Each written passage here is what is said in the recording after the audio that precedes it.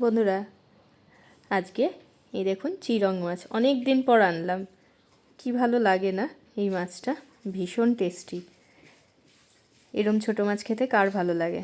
আর সব থেকে ভালো লাগে কিছু আপনাকে আলাদা করে করতে হবে না, কাটা ধোয়া, জাস্ট ধুয়ে রান্না করা, একদম কেটে কেটে পরিষ্কার করা। চলুন আজকে আমি এটা কিভাবে করলাম সেটা শেয়ার করে দিই।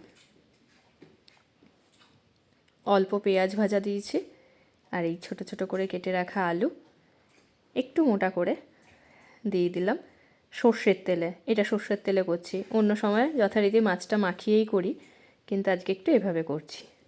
ব্যাস, এই মাছের মধ্যে নুন, হলুদ, জিরে গুঁড়ো, ধনে গুঁড়ো, কাশ্মীরি রেড চিলি পাউডার সব একে একে দিয়ে দেব। এই মাছটা কার কার পছন্দ জানাবেন, আমাদের ভীষণ ভালো লাগে। অনেক দিন পর আবার এই মাছ নিয়ে আসা হয়েছে। আজকের পদ্ধতিটা আপনাদের সাথে শেয়ার করে দিলাম, আমি কিভাবে বাড়িতে এটাকে রান্না করলাম।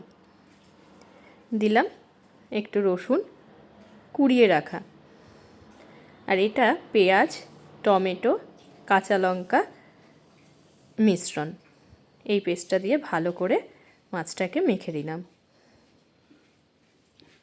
ব্যাস, ওদিকে আলুগুলো বেশ ভাজা ভাজা হয়ে গেছে। এবার দিয়ে দেব এই মাছের মিশ্রণটা।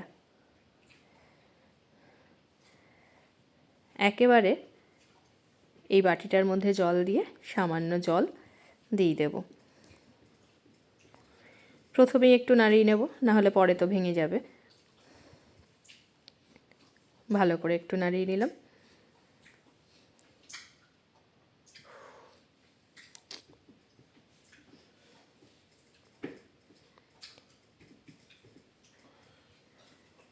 এবার দিয়ে দেব অল্প জল।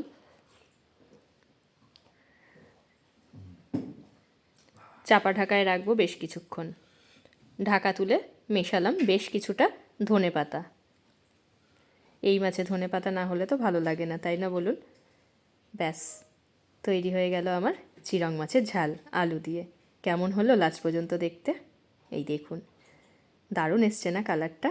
কার কার প্রিয় এই ছোটো মাছ জানাতে ভুলবেন না। কেমন লাগলো জানাবেন। সকলকে অনেক ধন্যবাদ।